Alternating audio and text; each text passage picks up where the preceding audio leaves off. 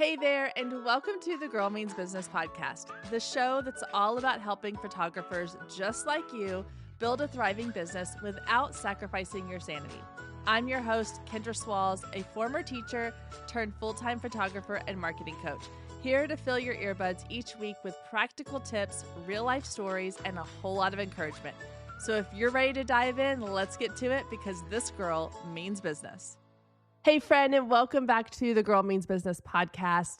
You have tuned into a great episode, especially if you are looking to get more time back in your day, in your business, because today we're talking all about time-saving automations.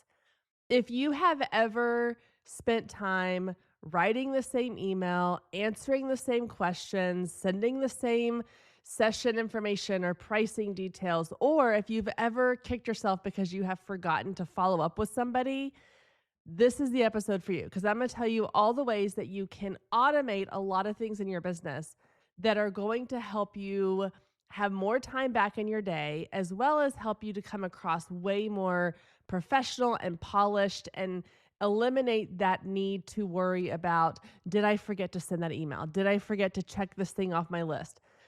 Making things not only simple for you, but making things simple for your clients as well. Because the process of getting a client from a follower, a friend, someone who casually knows about you to an actual paying client, it needs to be as seamless and as friction-free as possible. And the beauty of automations is that it allows us to reduce that friction in the booking process, in the process of communication, and then in the back end for our own business, in the process of staying on top of our content and our editing. So those are some of the things we're going to touch on today that are helpful in not only the client-facing side of things, but your own personal workflows that can help you to simplify and make things more efficient in your business. One of the things that I hear often when I talk about things like automations is that people are a little hesitant to utilize automations because they worry that it's going to sound robotic, cold, not personal. It's going to come across like you are being automated too, if that makes sense. Like your clients don't want to feel like that they're just another email on a list, and it's going to feel like that they are being, a robot is sending them their messages, their emails. That's not the case because automations have come so far, and we have programs and systems in place that allow us to, personalize and customize things even without having to actually go in and create the whole thing from scratch. So there are definitely ways that automations are going to help you to sound just as personable and friendly and welcoming and non-robotic as you would in real life. The benefit of the automations is that it allows you to create a repeatable process in your business. This was a huge struggle for me when I first started in my photography business because I was trying to do everything manually. And granted, this was 14 years ago when a lot of these automations weren't even available. And so a lot of this had to be done manually, or if they were available, they were still new and clunky or expensive. And so a lot of things had to be, I set reminders on my calendar. I put notes on my physical paper calendar, like send this person a message, follow up with this person. Like I had an ever constant running to-do list of all the things that I wanted to remember to do. And inevitably things fell through the cracks. I would forget to send a follow-up email, or clients would have to reach out to me to ask questions that I should have been ahead of and on top of. And so, looking back, it does feel very like back in my day. But that's exactly how it feels, is that when I first started, I didn't have all these things available to us. And so now that I've been able to utilize them and see the difference and see like, oh, back then, it was so much harder to create this repeatable experience, to create something that people recognized and felt they were supported throughout, and they had all of this incredible client experience. I was just piecing things together with like Scotch tape and a little bit of hot glue. Like that's, it was a mess. It was such a mess.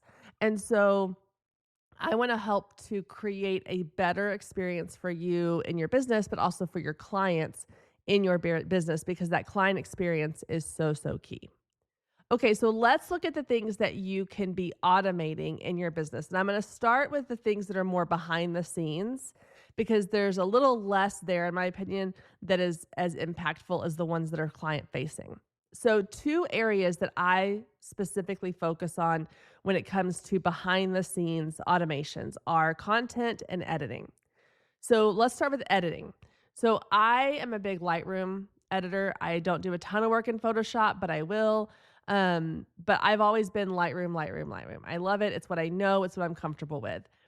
My biggest hurdle when it comes to editing is culling. I hate culling. When I was doing weddings, it was my the bane of my existence. I hated it, hated it, hated it. And I would put it off. And now there are so many programs out there that will cull for you. And I know that that's a little bit intimidating because it's giving up this control of, well, that robot, that machine, that program wasn't there to know which moments to capture. And I think that's a big thing that a lot of us want to hold on to is that oh my gosh, but what if that one photo that's going to be the magic photo that's the candid, rare moment that we caught in between sessions or in between poses and the culling doesn't catch that. Okay, well, you're still human. You still have control of your editing and your culling. It's just helping make the process easier. If you go through and you use Aftershoot or a Photo AI or whatever, I don't even know what all the culling things are out there right now. There's probably a million of them. But if you use a culling service and they miss a photo that you know is in there and you know you want to put in your gallery, you still have the power to do that. It's not completely taking that away from you. It's just helping make your job easier so that you can focus on other things and not spend all of your time culling. It's the same thing with batch editing. I love batch editing. I mean, it is my go-to, especially when I do studio sessions, because if all of my session is shot in basically the same lighting, or essentially as close as possible, but depending on where I am in the studio space, it's so easy to batch edit because everything is going to be pretty consistent. And then I can go in and make these tiny little tweaks to each photo based on whatever that particular photo needs. But the big general processing is done for me. So those are automations within editing that are incredibly, incredibly helpful. The AI technology these days inside of Lightroom and Photoshop, and I've used Photo AI that helps with glasses, glare, and all kinds of things. It is phenomenal, and I highly recommend that you start using some of these things, especially the culling processes, because it will save you a ton of time. And again, you still have the human power to go in and make changes. It is not the end all be all. If you have a program that culls your photos for you and you go in and you're like, I don't know, this one's not really, I can tell the mom's not going to like this. It's not her best angle. Take it out. You still have that power. If you, like I said before, if you know there was that one photo that when you took it, you were like, this is going to be a really great moment for them. It has some special meaning to them, but a AI tool may not catch that. You can still go back and add it in. It's okay. But that's one photo versus 100 or however many you're culling for a wedding or an event or a session. So that's the first one, is going to be the editing processes. The second one is content. So you can automate your content to some degree. Now, here's where I will get a little bit on my high horse of I don't want to I don't want to automate everything in my content because it still needs to feel like it's coming from me. So I don't AI my content as much as I can. I AI for ideas and for outlines, but the writing comes from me, the content comes from me. But I will automate the scheduling of it. I will batch the crap out of some content. Let me tell you, I will sit down and I will create multiple podcast episodes or multiple blog posts or multiple social content pieces. And I will schedule them out so that I'm not having to spend hours every single week creating and posting content. I can create the content, I can schedule it, and then I can go about the rest of my day or the rest of my week or even the rest of my month. So if you are trying to keep up with all of the content creation, whether it's, you know, social media or blog content or emails or whatever, and you're feeling overwhelmed by that, then use the batching and automation pieces available to you. So for example, if you are creating content for your blog, your website has a way to schedule out your content, and then it will automatically send that content out whenever you ask for it to go out. You can then automate your social media content. You can use platforms like Metricool or Loom. I don't know, there's several others out there that are available. You can even do it inside of like Instagram and Facebook. They just have limitations around how far in advance you can schedule things out. And I have found that like the Instagram schedule tool is not super reliable. I will go in, I've done in the past where I've scheduled multiple posts and then they all get pushed out at the same time instead of spread out over multiple days or weeks. And so that's a little frustrating, but Metricool is my favorite tool. It has a free feature that gets you all the things you could possibly need in the beginning. And it allows you to put out content and you can repurpose content. It's super easy. These tools are available. They are not expensive. Like I said, I've used the free version of Metricool for a long, long time. And it allows me to do everything I would need to do in order to post content, cross post to multiple platforms, repurpose content that I've already posted in the past. It can go to Pinterest, it can go to Twitter, it can go to Facebook, Instagram, Threads, like you name it, it's going to be able to post it there for you. You can even post, I think, to YouTube on there. So it allows you to do multiple things. So again, it's a tool available to us that's going to help you to save time, energy, and it doesn't have to cost you hardly anything, if anything at all. The only thing it requires is that you set aside time to batch create or batch upload and schedule your content. But if you're doing that and it's once a month, then you can sit back the rest of the month. It's going to give you that peace of mind to know that it's still working in behind the scenes of your business, but you're able to focus on your sessions, your family, all the other things you have going on in your life besides your content. So a fun little side note here. I love to read. I'm an avid reader. I always have a book I'm in the process of reading. And I've currently been reading this thriller murder mystery book, and it's set in the world of like mom influencers, right? So it's this mom influencer who has millions of followers. Her husband ends up dead. She goes missing.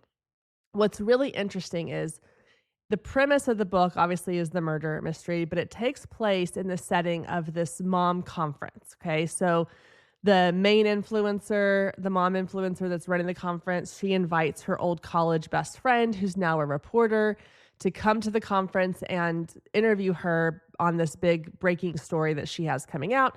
And in the process, all these other things happen. So now the reporter is left to kind of figure out what's going on. So this person is the main character in the book, and she steps into this world of the mom influencer space. And the writer of this book clearly either has some insight into the influencer social media world, or did for the purpose of this book, because it's fascinating to kind of get a glimpse behind the curtain of what I fully believe is what goes on in these influencer worlds. And part of it is they talk a lot about how fake the content is, okay? How it's not, I didn't post this today when I was in my kitchen baking this bread. It was once a month, I schedule a photographer to come and get my content for the entire month. So I change outfits 12 times and I bake 5 different things each for, one for each week. And then my kids get dressed 6 times and we do different photos with them. And we, rearrange things for different seasons ahead of time. And there's even like a part where this woman is in the like expo area and she gets stopped by someone who is promoting that you can rent out spaces that will then be used as your home space. So she's like, we can customize it every time you come in. We can have certain items in place or color schemes to match your personal brand. But that way you don't have to use your own home for your content. The home, quote unquote home, that your followers then see is actually a sound stage essentially. And it's been fascinating to me because, and the piece I said that really kind of struck me when I was reading it, thinking about this episode and talking to y'all, is the fact that, we go online and it's so easy to assume that everybody online is creating content in real time, that they are, uploading that session behind the scenes video clip that they took last night, or that influencer is posting their get ready with me video that morning. And that's just not the case. If you go and you talk to anybody who does content as part of their business, they are going to tell you that they batch their content and they automate the scheduling of it, because it's the only way to stay sane in this content creation space. And so just a little fun side note there. I thought it was interesting that, and even within the context of this book, they were talking about how the batch creating and the automation piece was a big part of how these influencers actually did their job. Okay, so the next thing I want to get into is the client-facing automation pieces. So a big one here is going to be booking. There are a lot of tools out there. One of them that comes to mind right off the top of my head is Session, and it allows your clients to automate the booking process.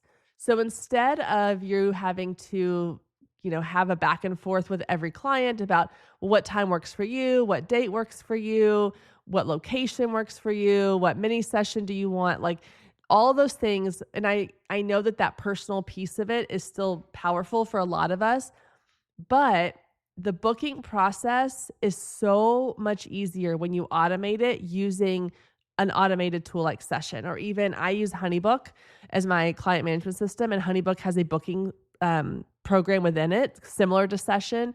And so I can have my clients just go in. I keep my calendar, a very set calendar for my sessions, and they can just go in, they can pick their date and time. Stay with us. We'll be right back. Let me ask you something. How many hours have you spent in your business stressing over social media, fighting with an algorithm, trying to keep up with the latest trends, and just posting for the sake of posting, only to feel like you're spinning your wheels and nobody's even paying attention? I've been there, and let me tell you, it is the worst. But I have a fun little secret for you. Did you know that you don't actually need social media to keep your calendar full? Now, I know that goes against everything all of the other quote unquote experts are telling you to do in your business, but I am living proof that you do not need social media to grow your photography business. I have been successfully staying booked solid in my photography business for the last 8 years with very minimal social media use. And I am excited to show you exactly what I've been doing inside of a private podcast series. The 7-day booking blueprint is 8 power-packed episodes that you can binge all at once or listen to at your own pace. Each episode is actionable and designed to help you book more clients without relying on social media. If you're hearing this ad right now, that means that you are a fan of the Girl Means Business podcast. Thank you, by the way. But if you've ever found yourself saying, man, I wish I could just dive even deeper. I wish I could have a one-on-one sit down with Kendra and really pick her brain about all the things that she's doing in her business, then this podcast series is going to give you everything you've been hoping for. It is so packed with so much information that you are going to walk away feeling like you have the exact roadmap you need to grow your photography business. So if you're ready to hop off that social media hamster wheel and actually start seeing results in your business and start filling up your calendar, head down to the show notes and grab the link so that you can start listening right away. The benefit of this to you, obviously, is it reduces the amount of time you're going back and forth with a client and trying to, fit them in a certain time, or, that whole dance of like, why I don't want to lose this client. So I'm going to bend my schedule to be more flexible and accommodating. And then you end up getting a little bit resentful or frustrated because you bent your schedule to accommodate this client. Whereas if you have an automated process and they go in and they know these are the available times and dates, they're less likely to try to argue those times and dates because it's in their brain. They're like, okay, this is what's available. This is what I have to pick from. So let's make this work. It also creates less friction. I mentioned this earlier in the episode. A frictionless process for a client is going to start off the client experience much stronger than one where they feel like it's dragging out or like there's a lot of back and forth. They just want to know that once they've made their decision to book, they want to go in and they want to book. Okay. I dealt with this just last night. We are trying to plan a trip with our two couples that we travel with. And we were going back and forth for weeks on like houses to stay in. And so finally last night I was like, you know what? We've picked this one. This is what we're going with. Let's book it. And once we made that decision, there was no waiting. There was no like, let's think about it a little bit more, or let's go back and forth on like this or that. Once the decision was made, all we wanted to do was book that house and check it off our list. And that's the same way that your clients feel is once they've made the decision that they're going to spend the money for this session or that they're going to schedule this session with you, they just want to be able to do it. And so making that as simple and frictionless as possible is going to be incredibly helpful. And you're not going to have all of that, back and forth. And I can think too, there's multiple times where I've done the back and forth dance with clients and they ultimately kind of walk away. And I've always been like, well, wait a minute. I thought we were almost to the point of getting you booked. And I look back and I wonder if I had just sent them a link and said, book the time that, fits best within your schedule that's available, if that wouldn't have kept that client. But the back and forth gave them too much time to kind of second guess and question. If they just had that booking link, it might have made, night and day difference of them actually booking. Okay, the last thing here is the biggest one in my opinion, and that is your contact, your emails, your communication with your clients. This is where I see the biggest struggle with photographers, staying on top of the thing that's going to help you turn that follower, that viewer into an actual paying client. People want to know, A, that they have all the information ahead of time before they make the decision. And B, once they've made the decision, they want to feel confident that it was the right decision for them to make. And that happens through communication. Now, if you're someone who's like, I like to get on the phone and talk to my person face to face, or, actually have a conversation, or get on a Zoom call, or meet at a coffee shop and face to face, that is awesome. I think if you are doing that, you are probably booking a high percentage of your clients because that piece is really huge. And I've talked about in a recent YouTube video that one of the ways I've kind of broken that barrier a little bit within the email system is that when a client reaches out to me, sometimes I will send them a voice memo or a quick little iPhone video recording of myself welcoming them, saying, hey, I'm so glad you reached out. Here's the answers to the questions that you had. If you would love to move forward with your booking, respond to this email. And then I just click, send that little video in an email or a text. And it gets you that same effect of the face-to-face, in-person, power that has without you having to actually take time out of your day or week to schedule those things. So those can be automated as well. Obviously, if you're making like a quick little voice note or a video, it needs to be personalized. You're going to have some sort of time to do those things. But other automations you can put into place is inquiry responses. So when someone reaches out to you and they inquire about your services, you can have an automated or a templated, is that right? Yes, template response. You can still go in and personalize them with their name or answer any specific questions, but having the template there ready to go is super helpful. That's considered an automation. Or you can have an auto send. You could have a thing that's like, I get this all the time and it does not faze me one bit. It actually gives me a little bit of peace of mind to know that when I have sent an email to somebody and I get the response that says, we've received your email, we will be in touch with you within 24 to 48 hours. It lets me know that my email actually went through, that there was something that saw it and notified or triggered some kind of automation. So I feel more confident that I'm going to actually get a response from that person than if it just shoots off my email into the wherever, and I don't know if it actually landed in the right place. So even a simple reply, automatic reply that says, thank you so much for your email. My turnaround time is within the next 24 to 40 hours. You should hear back from me on typical business days, or however you want to word that. Again, infuse some of your personality in there. That's totally fine. And then continue that process. If you want to have those template emails and then you customize them each time you send them, one of the things that I personally like to do is the beginning season when I'm talking to my client, I'm actually, I'm using templates, but I'm putting my own words in there. I'm customizing them. And then I am going in and automating the follow-ups. I'm automating the reminder emails. So once they've booked their session, or even reminding them to book their session, but usually once they book their session all the way through their post session, I have automation set up, or within HoneyBook, it's called a workflow. In Flowdesk, it's called a workflow, same kind of thing.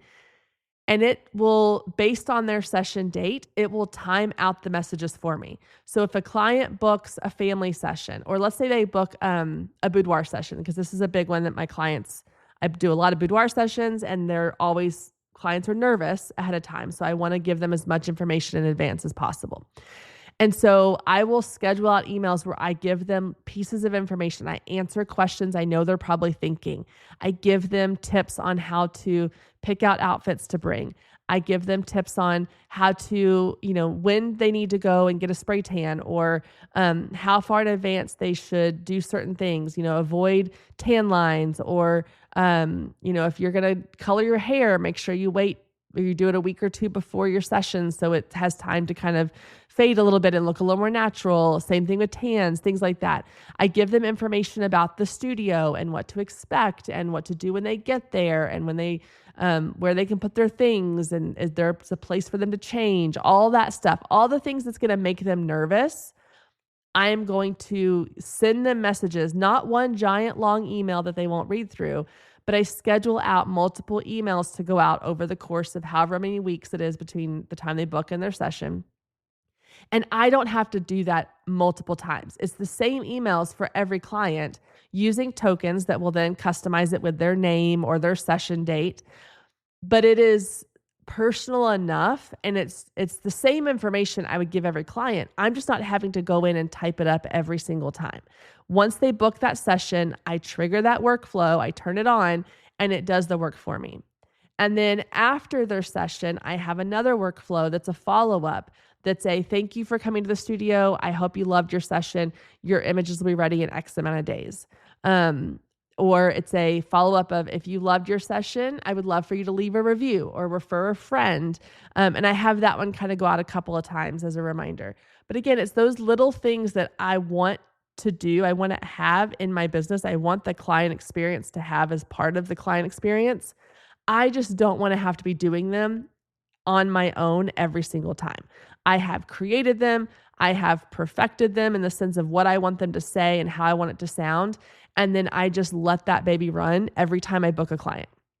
And I've had clients come in and say, especially with boudoir and stuff, they're like, oh my gosh, it helped so much getting your emails, because it made me feel like I wasn't just like second guessing every little thing. It's like, as soon as I was going to second guess something, I would get an email from you with all the information I needed to help me feel more relaxed and confident coming in here. Because I get clients all the time, especially boudoir clients, who are like, I thought about canceling like every day for the last 2 weeks. And I get it, but I get that less and less now that I have been using these automations to help facilitate that client experience. And this is not just for boudoir clients. If you have family sessions, especially if you're a family photographer of families with little kids, those moms are going to be stressed out about what to expect, and what if my kid doesn't behave, and what if a mini session's not long enough, but a real session's too long, or, all the things. What about the locations? And, if you're a newborn photographer, that's a great way to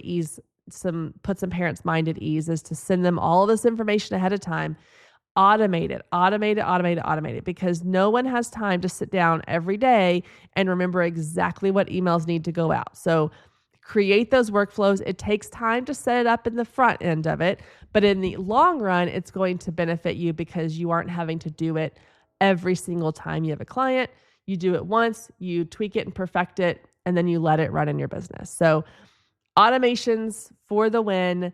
Those are just the few that I have been using in my business that I have found have been incredibly, incredibly helpful.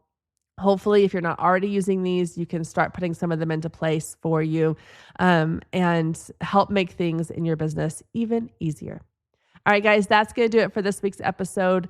Thank you so much for tuning in. If you liked this episode, I would love for you to send it to a friend. Share the love. I would love to get as many photographers as possible listening to these episodes, getting this information and helping them to run efficient, effective, and successful businesses.